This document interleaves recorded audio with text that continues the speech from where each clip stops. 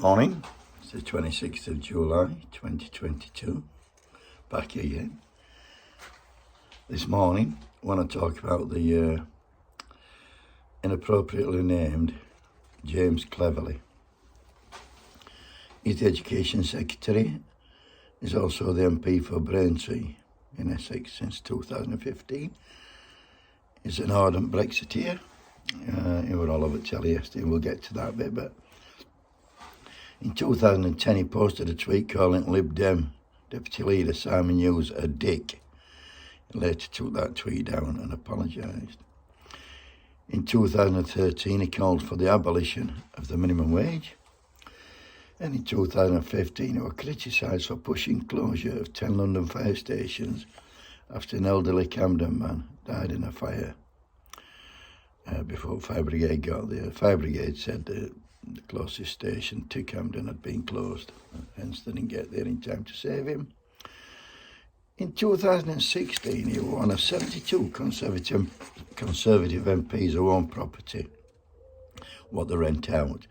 And Labour tabled an amendment to want to making private landlords make their homes fit for human habitation. He voted against this. I mean, fucking Jesus, man. In 2016, he was asked to step down of Advocacy for All, which was a charity supportive of disadvantaged people. I'm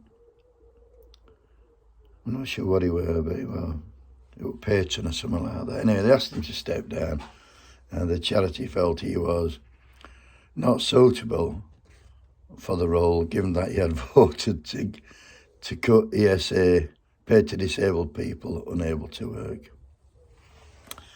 What a nice fella. In 2018,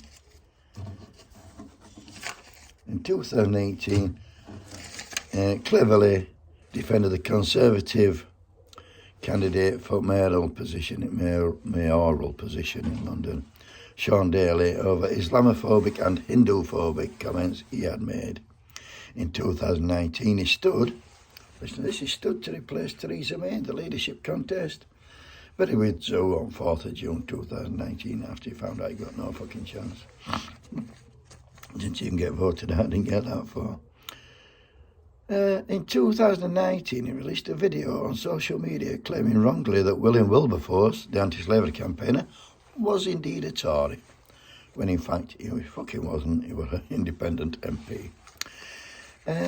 2019, he was accused of damage to a fellow motorist car on the M11 motorway. The driver said Cleverly was speeding while using his phone.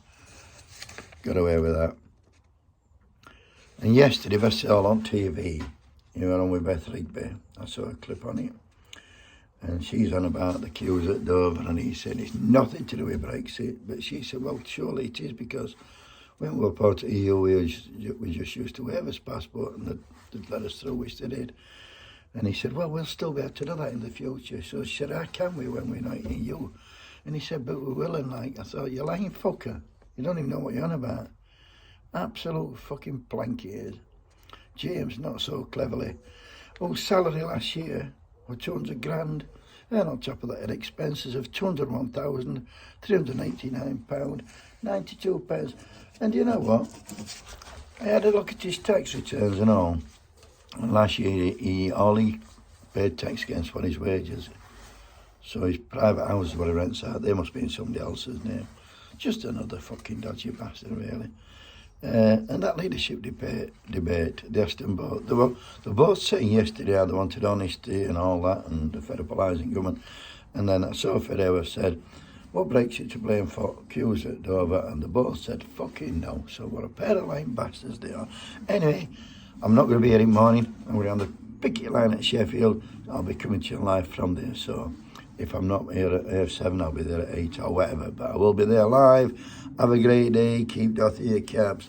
We're ruled by fucking liars and cheats and racists and bastards.